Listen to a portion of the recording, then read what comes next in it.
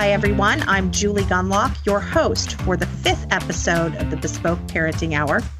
For those new to this program, this podcast is focused on how parents should custom tailor their parenting style to fit what's best for their families, themselves, and most importantly, their kids. So today we're going to veer a little bit away from the traditional parenting topics. I mean, maybe not really. We are talking about education, which seems to be the number one thing on parents' minds these days. So maybe it is fitting. It's certainly the only thing I talk about with other moms. My husband is really tired of talking about education, but it's certainly on the forefront of my mind. Just to give you all a little update on the education front, at least in, obviously in my own home, and you'll, after I explain this, you'll probably understand why I'm so obsessed with it. I've decided to conduct my own experiment in my house. I pulled 2 children out of my local public school system because I'm so unhappy with it. And again, I don't want to get too far into that because that is a whole nother podcast. But I pulled 2 of them out, the 2 oldest out, and one is now going to be homeschooled. So that means the poor kid, I will be teaching him. And then one is in an online Catholic school, which I'm actually very excited about. And then one is still in the public school. And the reason is because he's got one more year of elementary school. He loves his school. And I actually don't hate that school. So we're going to let him sort of finish up there. So it's really interesting, though, to consider the fact that I have kids in every kind of school system. I'm homeschooling, I have a private parochial school, and I have a public school. And so what I've decided to do is every evening I write just a couple sentences about how the day went and if something happened or if something was frustrating. And so it's been 5 days and I've got a page of notes. And, I know it's early days, but holy cow, let's just say the public school is not winning hearts and minds here. Okay, we've had major computer problems. It's funny because I wrote 2 of the teachers and I used this reference. I said, the audio is so bad on his school issued computer that you guys sound like Max Headroom. And then it occurred to me, these guys I think they're millennials. So I realized they probably don't know who Max Headroom is. But if you are of a certain age, you probably do remember. And he had this he would skip. So he'd be and you'd have this sort of skipping in the audio. And so that is what my child listened to for 2 full days. It is just 6 solid hours on the computer. There's very few breaks. There's very little time off the computer. So it's not been great. Whereas the other schools, obviously homeschooling, there's no computer. And then with my child's Catholic school, it's a lot of projects that are not computer based. So we're very happy with that. So I want to pivot to the topic of how public schools in the country are teaching American history. That is specifically what we're going to be talking about on this podcast. And this has become a very controversial topic lately. Again, if you have very young children, this might not be something you're really focusing on. Obviously, if your children have left the school system, you're not thinking about it. But if you have middle school children or high school students, this might be something you're aware of. And if not, you should be paying attention to this. Even President Trump is talking about this. President Trump said last month that schools that teach an alternative version of history, and what he means by that is sort of a negative version, the version that basically says America is a bad country. It's inherently bad. Its foundation is bad. It was founded on bad principles. It was founded on slavery, all of these things, which is actually captured in a brand new curriculum that we will talk about later. Trump said those schools might lose federal funding. And we'll talk about that too with our guests. The project, the 1619 project is based on the premise that American history began in 1619, which is the year when African slaves first arrived in Virginia, basically first arrived in the United States. It wasn't the United States at that point, it was colonies. And the 1619 Project, again, this is a series of stories and essays and articles in the New York Times. it says that everything following this, okay, everything from the Declaration of Independence to, Boston Tea Party, everything should be viewed through this lens of slavery. And this is an alternative history. And again, I'm going to talk more about that with my guests, but it is very dangerous, I think, to be teaching kids this, not as, sort of historical fiction or an alternative history, but as American history. This to me is very dangerous. And most people agree, most historians agree, most sort of scholars on the subject, on American history, they agree that it is really an unfortunate turn of events. We're seeing, though, this even pop up in the presidential race. I want to play this clip here of Biden saying that Thomas Edison didn't invent the light bulb. That's not actually true. Let's play that clip. We gotta, for example, why in God's name don't we teach history in history classes? A black man invented the light bulb, not a white guy named Edison. Okay, so that happened in Kenosha, Wisconsin, the site of the recent police shooting of Jacob Blake. And he was addressing the way in which Black Americans are stripped from American history. He says they aren't discussed in schools. And, we can have a conversation about that. We can discuss the way in which Black Americans and their contributions to society have been discussed. I think that's totally fair.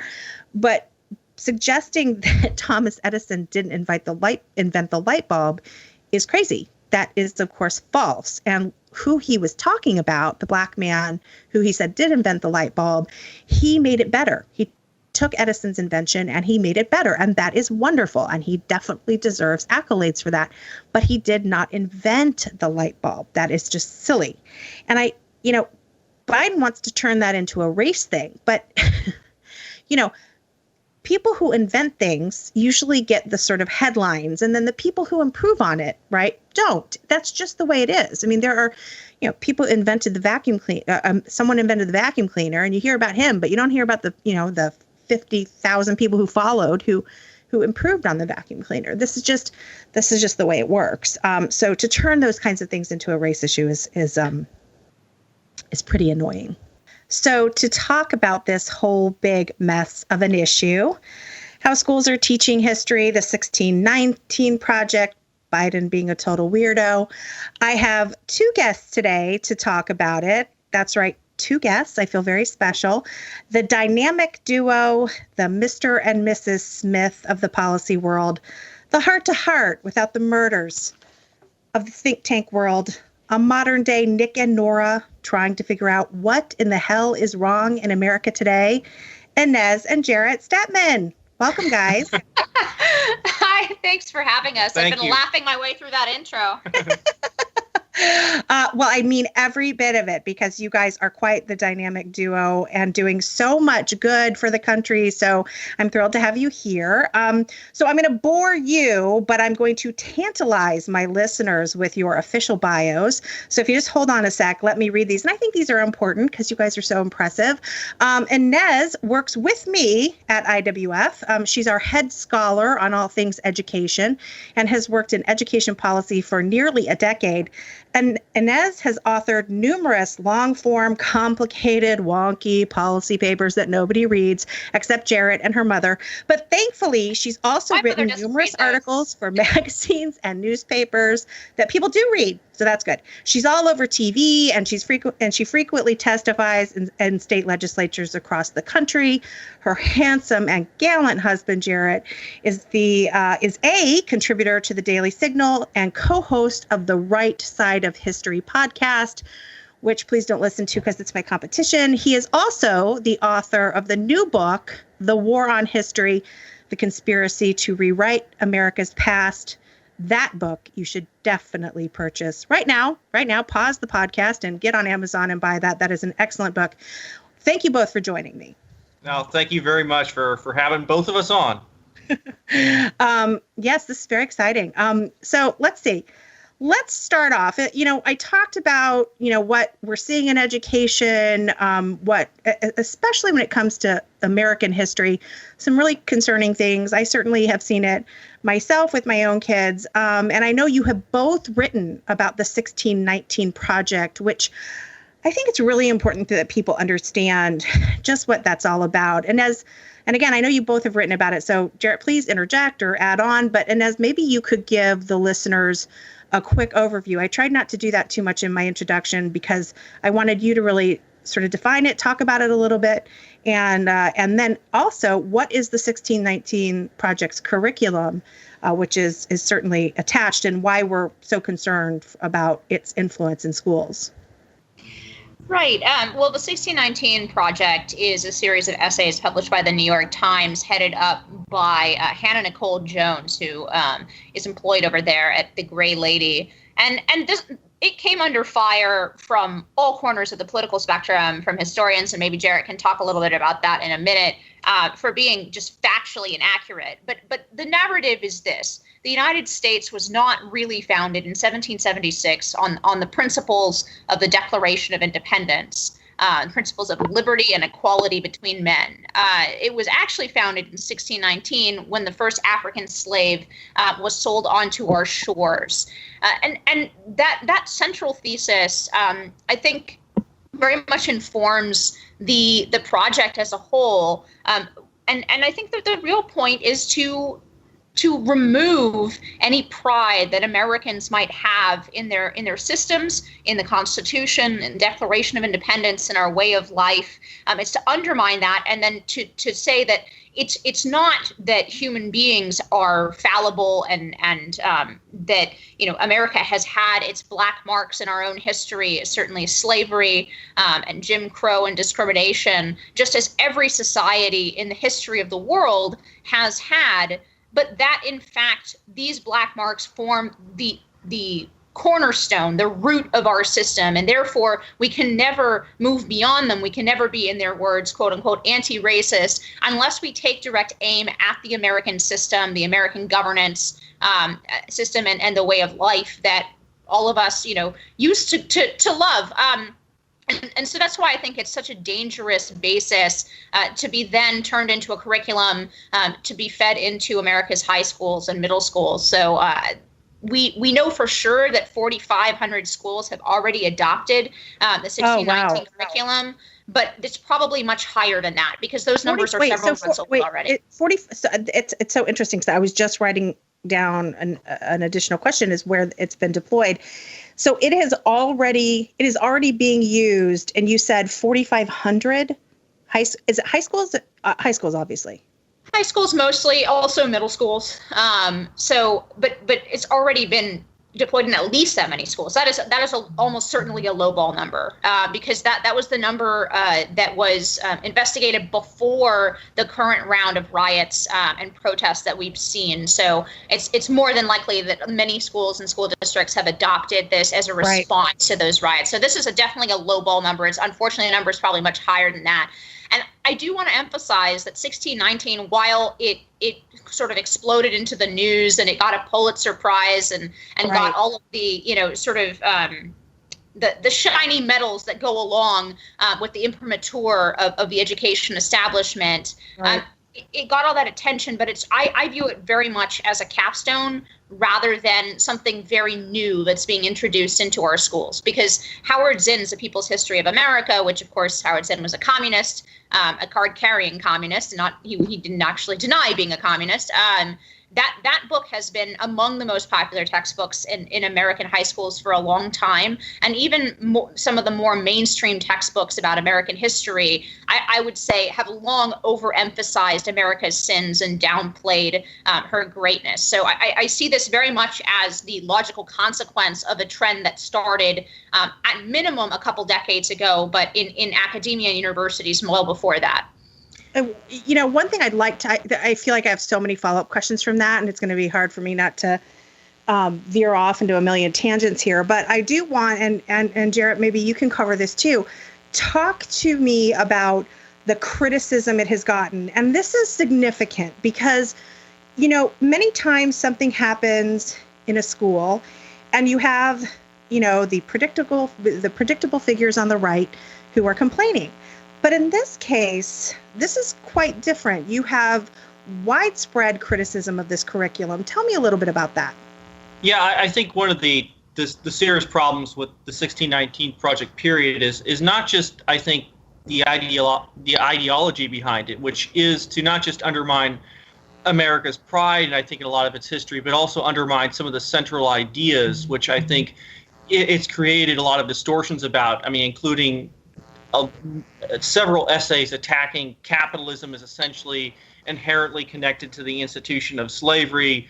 But beyond that, I think there are a lot of direct criticisms of the actual history involved. And I think there have been a number of important scholars, many of whom I would consider on the left. I mean, we've had people like Gordon Wood, one of the most famous American history historians, who's come out and been critical of the project, criticized many of its inaccuracies.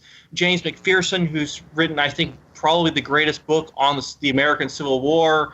There are countless others. Sean Wilentz, another prominent liberal historian. I mean, he's been an outspoken Bill Clinton supporter in the past, has come out and criticized the specific claims that have been made in many of these articles. And some of them have been, I think, wild and fantastic, including Hannah Nicole Jones, in her lead essay as part of this project, said that the founding fathers fought the American Revolution to protect and further slavery, which frankly there's no evidence of whatsoever. It's based on an incredible distortion, has been roundly condemned, I think, by serious scholars. I mean, across the spectrum.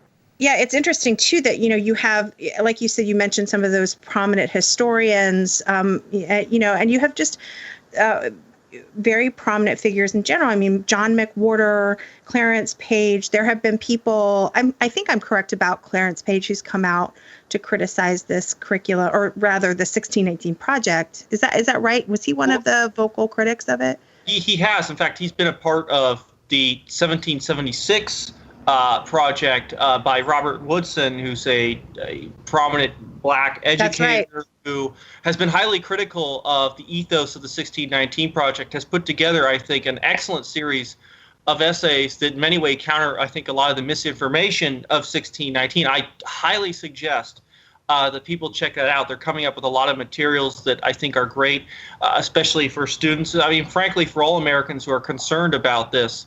Right. I think correcting a lot of the errors. And Clarence Page was a part of this group. And I think that's great. That's remarkably important at this time to counter disinformation with information for people, because I think part of the problem is, especially for a lot of parents, students around the country, they hear this and they say, well, this is the backing of a Pulitzer Prize. This thing has been highly celebrated. Well, it must be true, right? I mean, they wouldn't hand a Pulitzer Prize to somebody who's come up with something that's wildly wrong or inaccurate. But unfortunately, that's not the case. I think the case has been that there are enormous historical inaccuracies with the project. It's incredible that it's been given the kind of accolades that it has been. And frankly, a lot of the lead architects of this project were not themselves historians or experts in the matter. Many of them were journalists, and they've come under criticism from a lot of experts in these different fields. So whether you disagree with the ultimate ethos of 1619, or I think just as importantly, disagree with the simple facts of the project, I think both of those things are incredibly important, especially for parents of students who are, many of them are going back to school, things like this. Right. They're going to encounter a lot of this stuff in their classrooms. Well, I feel like, can I just add to that? We're seeing for the last couple decades a very interesting divergence or correlation, depending on which way you want to look at it. I mean, it's no secret that American civic knowledge has been trending downward for the last few decades, to the point where, for example, the citizenship test that my own parents and millions of others took to become naturalized American citizens, which if anybody has actually read it, you can read through it online. It's basic stuff, It's how many years is a senator's term, what are the three branches of the federal government, like real basic civic knowledge. And indeed, past generations of Americans pass that at fairly high rates. So, for example, baby boomers pass that test at about a 77 or 80% rate. But my generation, the millennials, and then the generation that's coming after us, the Gen Z, fewer than 1 in 5 Americans under the age of 40 can pass this very basic civic test. So what we're seeing is that younger Americans are not being taught any of the actual civic facts about this country or its history. But what they are being taught, and what shows up in poll numbers, is you see anywhere from half to 2/3 of millennials and Gen Zers saying that they think this country is inherently racist and sexist. What they're being taught is that ideology instead of any of the actual civic facts about our country. Right, exactly. Well, it's one other interesting thing, and it connects to the jaw-dropping stupidity of this project being turned into a curriculum is that in reaction to the criticism, and I think it's important to say that it is criticism from largely people on the left of this and very respected historians, who may not identify necessarily as being on the left. But I mean, you have very, very respected historians, and then scholars of various sorts on the left have criticized this project. And in reaction, Hannah B. Jones? Hannah Nicole Jones, I think. Oh, Hannah Nicole Jones. That's right. She said, well, it's not actually history. I don't remember the exact quote. Maybe one of you know this, but didn't she sort of quickly make excuses for the project by saying that, well, it's like historical fiction. Isn't that correct? Yeah, she did. She did this on Twitter. In fact, she's had a number of statements on Twitter that have been very peculiar and odd. In fact, and one of the things that I think is quite remarkable, especially given that she's been given so much attention and accolades, is how nasty and aggressive she's been to anybody who, frankly, even makes very much good faith, has questioned some of the facts of her project. Yeah. She's attacked people personally. She's made faces at people, literally made faces at somebody on Twitter. Very strange behavior for somebody who's, treated with a great deal of seriousness, especially when it comes to educating the next generation of Americans. I think that's what's really, adds to how stunning this is and how ubiquitous some of the lessons from 1619 are suddenly becoming in our culture. It's amazing the kind of weight given to something that has had so many inaccuracies, where the lead architect has had so many problems and issues and been unwilling and incapable of dealing with any kind of criticism. It really is an amazing thing. So we have been reversing her name. It's Nicole Hannah Jones. Thank you. And what she said is that the 1619 Project is not a history. I've always said that the 1619 Project is not a history. It is a work of journalism that explicitly seeks to challenge the national narrative and therefore the national memory. I'm not sure how inaccuracies in a piece of journalism is an improvement over inaccuracies in a history, but nevertheless, those are her words. Well, it is. I really do think it is sort of historical fiction. It's like Man in the High Tower, right? It's one of these, what if kind of stories. And I think it is, I think the project itself is interesting. I think examining the year of 1619, I think examining, slaves coming into the colonies at that point, I think that all of these things are worth examining, but to entirely change the sort of foundational beliefs of our country is extreme. And as you say, I'm glad, and as you guys have very clearly stated, I'm glad that it is getting pushed back. But why is this? And maybe you guys, two things I'm asking why about. First of all, you have the most brilliant historical scholars, you have all this criticism of it, and then you have 4,500 schools deploying this. I mean, it seems to me when Nicole Hannah Jones says, it's basically historical fiction. I mean, that alone should tell schools. I mean, is it just because largely public schools have become so politicized and they like this revisionist history? They like this. Is it just convenient to deploy this?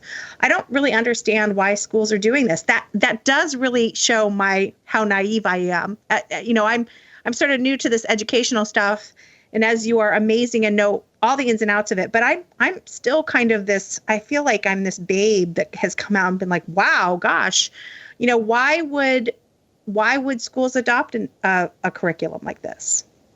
Well, I think it does have to do with the underlying ideology. And as I said, I really do view this as an inevitable consequence, an inevitable radicalism from the underlying assumptions that I think have been part of K-12 education for decades. And look, the root of this, as always, comes from the universities. It comes from academia. It comes from critical race theory. It comes from all of the critical theories and those departments. And it took a few decades from the late 1960s for those kinds of ideas to become mainstream enough that they were being taught in schools of education. They were being taught to teachers. They were being taught during teacher trainings. I don't know if your listeners are following Christopher Rufo. He has done some amazing work on these kinds of critical race theory trainings that have been happening, for years in the federal government. Well, imagine that that's not the only place that it happens. We know it happens in Fortune 500 companies, but it's also been happening in teacher trainings forever. Right. So the entire educational establishment, which is not to say that every teacher agrees with this, it's absolutely not the case, but the entire weight of the educational establishment, from the unions to school administrators to teacher trainings, right? The entire wheels of the system have been going in this direction for a long time. And therefore, this kind of pushback where you have the author of this project saying it is not a history and yet is being adapted as history curriculum and history supplementary materials in schools. Well, it's not really that big a step from what they were teaching before. And again, as I said a minute ago, we can see the results of that over the last 2 decades just by looking at generational polls. How much less young Americans know about their country and how much more they seem to despise it.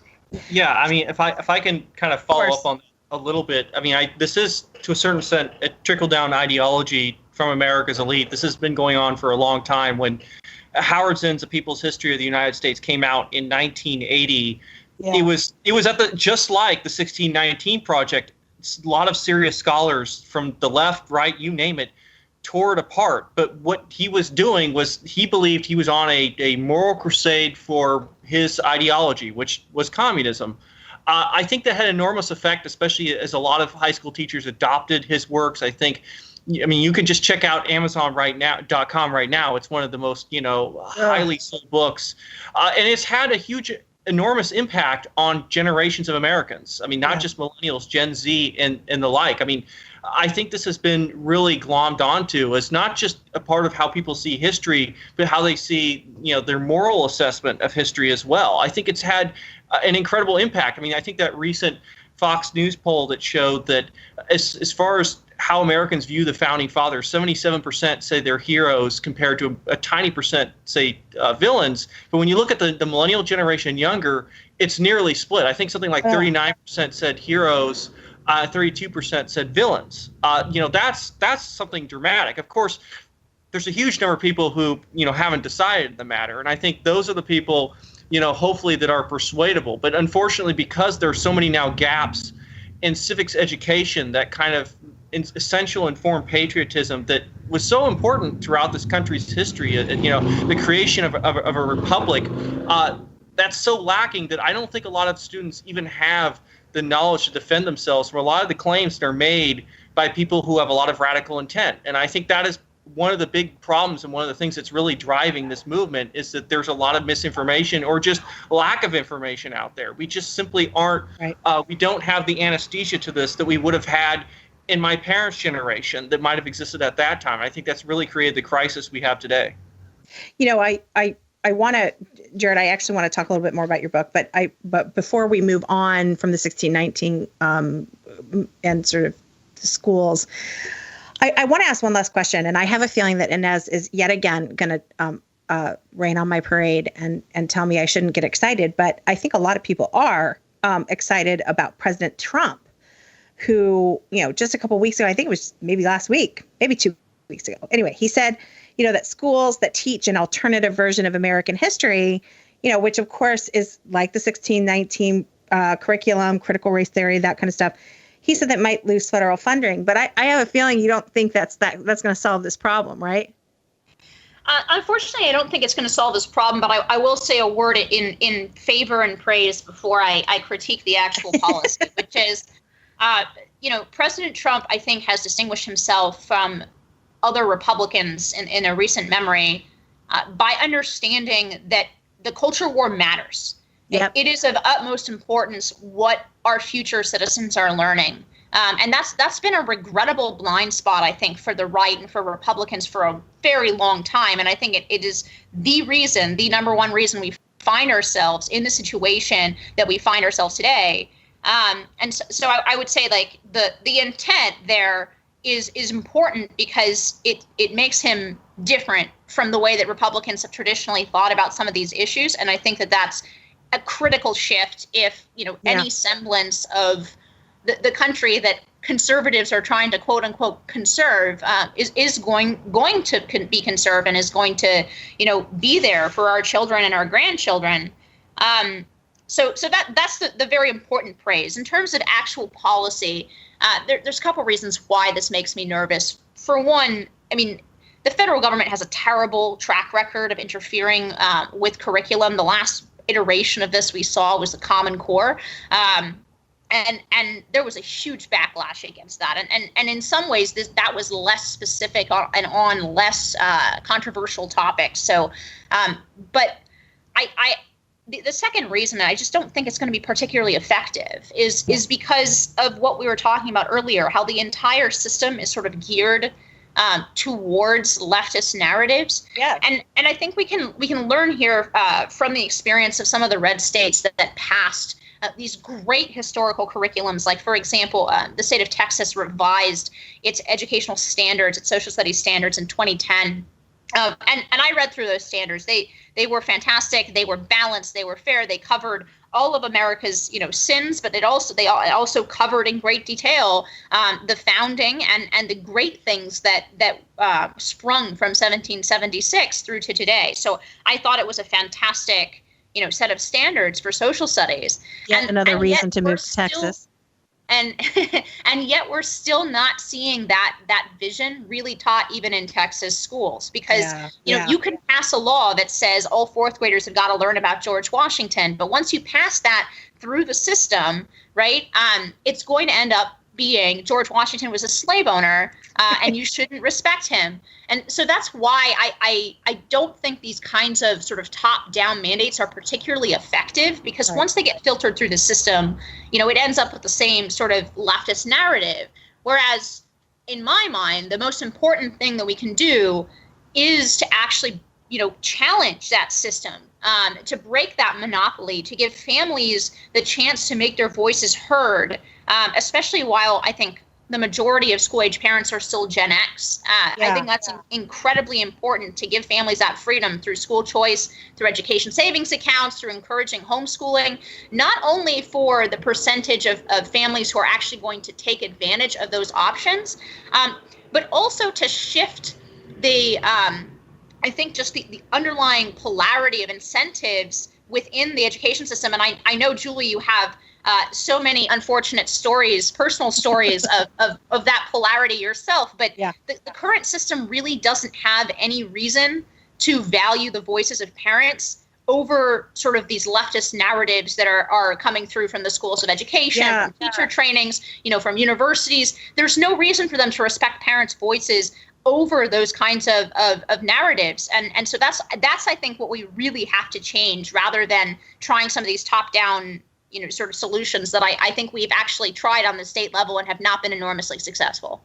Well, as I mentioned, I've been writing about ed, but very, very different from you. And I've always made this distinction that when I write about ed, it's very much personal essays. I don't get deep into the policy because I don't know necessarily the policy, but I talk from what it's like to be a parent in the public schools, and they are painful to write. They are truly, tough things that I have faced as a parent, being maligned and ignored and treated with such deep disrespect from to be honest with you, the least of the problem in my case have been the teachers. It's been much more the administration, but we have had some issues, and even we actually have had some good luck too, in that we've had some truly good teachers, which I think, boy, thank goodness, because my situation, and it would have been even, I often think it couldn't get much worse, but it could have if we hadn't had those good teachers. But it was interesting to me. It's been a real wake-up call as I've been writing those pieces. And again, very, very sort of personal essays about what I've experienced. And recently I wrote a piece that a lot of public school, for a publication that a lot of public school teachers read. And boy, I'm getting some heat on Twitter because they read my piece. They've read these pieces where, if you publish something in National Review, or if you publish something in the Federalist, I mean, I'm sure there's some public school teachers, but this is actually like almost like an education trade magazine, and the things that I was seeing over the last couple of weeks, the comments on Twitter, that teaching is political, that you have to get political, that you can't keep politics out of the question. One guy said, I couldn't believe this. He says, I teach literature and it's impossible to find books that aren't political. I mean, there are 32 million books in the Library of Congress. Like, that's absurd, right? Lassie, which my middle son is now reading, I mean, that's not political, right? You can find, and I know it gets harder in high school, but I don't even agree with that. I think there's plenty of books that, you can assign kids. So it's been a real wake up call. And I think you're right in terms of, it doesn't matter how many sort of highline policies or curriculums or we come up with, the teachers, in the classroom are, many of them are just very political and want to push a political agenda. So it's much harder to fix that. Yeah, I definitely think it's not, it is some teachers, but when I say that the entire system wants to translate these things, it's definitely not just teachers, right? It's as I said, it's administrators, it's principals, it's the district office, and then it's curriculum experts, it's all the massive consultants. And it really does underline how much educating has become sort of a profession rather than a calling. And we can talk for, I think it would be too big a digression, but we can talk about how the progressive era really, cemented that idea about like the expertise that one could govern, for example, the country through pure, neutral, apolitical, scientific expertise. These folks think that, teaching is an expertise, which it certainly, educators who have been doing it for years, they certainly learn things and improve upon their teaching techniques. But let's not forget, parents have been teaching their children and have been their children's primary teachers for hundreds of years.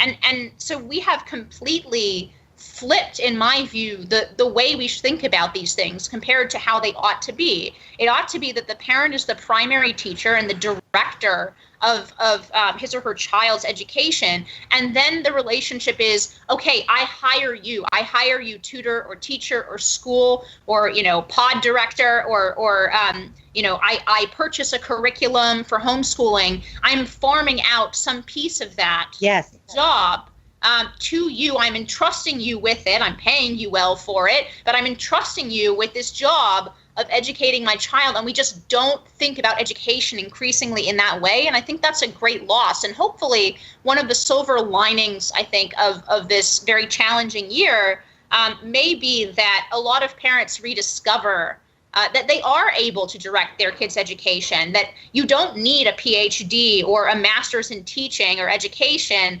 to be able to really impart some very important educational lessons to your children, and not to sacrifice that driver's seat position just because somebody throws a degree in your face or tells you that they know better, because that's just not the case. Right. Yeah, and if I could just chime in one thing. I think what Inez says is incredibly important, especially the parents' active role in this. I mean, yes, I think a large part of our public school system is working against you. It's the system itself, I think, has become malignant. It's one of the reasons I support school choice.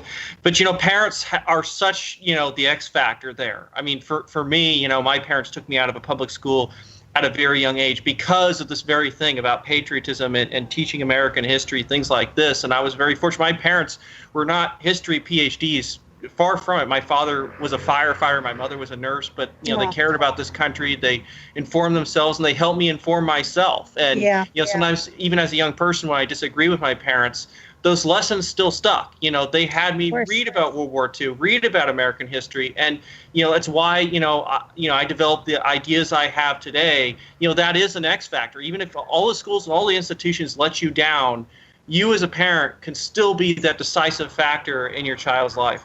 It's interesting, Jarrett, to hear you talk about, actually hear both of you talk about this, when Inez talked about how only 1 in 5 children can pass the civics test or have some semblance of civics knowledge, and then you talk about your own education and what your parents gave you in terms of critical thinking. We have seen such a loss in critical thinking, and so I think about these kids who are at school, who hear the 1619 curriculum, and many of them aren't equipped to question because, again, we're just really not teaching that today, how to think critically, how to ask questions, how to be skeptical about things. So it is a trap. Jarrett, I want to just touch really quickly on your book because you talk about this in much broader terms beyond the school in the war on history. I love that title, The Conspiracy to Rewrite America's Past. I love the book. I hope people go out and read the book. I think I think the publishing of this book right now is a perfect time. And I think all parents, frankly, should read this book. But I want to get your sense of what do they want to rewrite it to? What do they want it to look like? Yeah, I think, that was one of, my primary motivations for writing this book is to, help, average Americans deal with a lot of the attacks that they hear on American history. I mean, starting, with Christopher Columbus, you name it, giving some ammunition to people to be able to, defend American history. The thing that, frankly, we should have all been able to do from the beginning that I think a lot of our schools have let us down, let this country down, especially in the light of we now have a radical movement that is dead set on burying American history, essentially, literally stripping it down in public places around this country. And, we've seen such a radical, slope. A few years ago, people were talking about Confederate statues. Now we're talking about George Washington, right. Thomas Jefferson. And frankly, I have to say, I knew that this was ultimately right. Where it was going to go. Seeing it happen all in one summer, I think is stunning. But if you listen to the arguments of many of those, who are inspired by people like Howard Zinn, who do believe in things like the 1619 Project, that's ultimately where it goes. They're not just targeting one part of what makes America or any single policy. They think America was ultimately rotten at its very root, that this is not just not an exceptional country, it's an exceptionally bad country. That was always the message that came from Howard Zinn in his ilk. And those are the lessons that I think have seeped into every part of American culture. One way or another, that's the challenge that we face today. And I wrote my book to be a counterweight to that, to say that, going back, American history is not something that's perfect, but it is very defensible. This country is built on great things. We've always been great. Since the foundation of the United States. The seeds were planted long before America existed, but 1776 was that remarkable moment that has led to the strength and success of the United States through its history. And frankly, these are lessons that, a generation ago were no-brainers. Now we have to think about these. We have to think about them a lot because it's challenged on a daily basis. And I do fear, especially as the United States, we head into a world in which, we have rising superpowers, we have challenges to America's strength. Do we still have the ultimate belief that we had in 1776 that America was built to be something special, was built to be something different? I think over time it's proven to be those things. But I think so many young Americans don't know that. And they need that counterweight at this time for the real fight that's going on in our culture, in our civilization. Is America ultimately a good and great country? Is it worth defending? Obviously what I say is yes. You can go down line by line, defend what this country has been. I think it's important to put into context the failings of this country and the way that, all people, have failed. All people are flawed.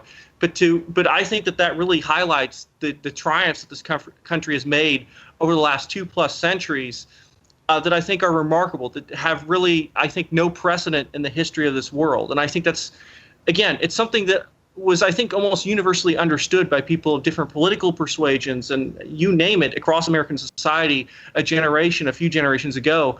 That's no longer the case. And I think that really is the fight that we're having in 2020. You guys are just, I mean, I can't imagine what dinner conversation is at your house. You guys are the most interesting people. I swear. It's so, I could listen to you all day. And I will tell you this, I will tell you, I am now a new homeschooler for my oldest child, and we have completed our first week of homeschool. And as you'll be happy to hear, my child is still alive. Actually, I think he's smiling downstairs. He's down in the living room, and he's happy and had a great week. And he really loves. He actually told me last night he likes his new teacher. So we have survived. And I will tell you both that the War on History is on his list, his reading list. We will be reading that together. I've already read it, but he will be reading it next. And Inez, I may even make him sit through your long form policy wonky papers too. that when would he be misbehaves. Unusual, but you're the boss in your homeschool, so That's right. That's right. Stand in that corner and finish Inez's article. I'm kidding. I love your articles. I love everything you do. But I usually end this. First of all, it's been a great conversation, and I'm really glad you guys came on. And I think this is so important. I can't wait to forward this out to a lot of folks. But I will tell you, I usually end the Bespoke Parenting Hour by telling some sort of horrifying story about what it was like to be a kid, 100 years ago when kids died quite easily. Or something about, child labor laws or, kids in sweatshops. And, but I thought it would be better to mention that we are actually recording this. So this will actually be, we will release this next week. But today is September 11th. And I thought it would be really interesting to hear kind of, just a quick story about where you guys were. I know you must have been very young. I was younger, but I certainly wasn't living with my parents. And I thought it might be interesting to hear, since it's a parenting podcast, to hear what, when you were probably still living with your parents, I would imagine, and what it was like for you. If you guys could just spend a few minutes on that topic. Sure. And I would first say I think this particular anniversary has hit a lot of us particularly deeply, given the crises, multiple crises that our country is experiencing now. I can't recall another 9/11 anniversary where the memories were as sharp, except for perhaps obviously the first couple, as they were for me this year. But I was in 8th grade. I was obviously the beginning of the school year, September. And both Jarrett and I were on the West Coast, so because of the time difference, Sure. I watched the second plane hit. I think I was shelving books in the library. That was my first period sort of job. So I was shelving books, and instead of shelving books, we ended up watching TV in every single class. And speaking of important things that a good teacher can do, one of my teachers, instead of teaching, nobody was teaching normal class. Everybody was just glued to the television. But one of our teachers had us journal because she said, wow. you will want to have your memories of this day. You'll want to be able to look back. And I do recall that my journal was extremely vengeful.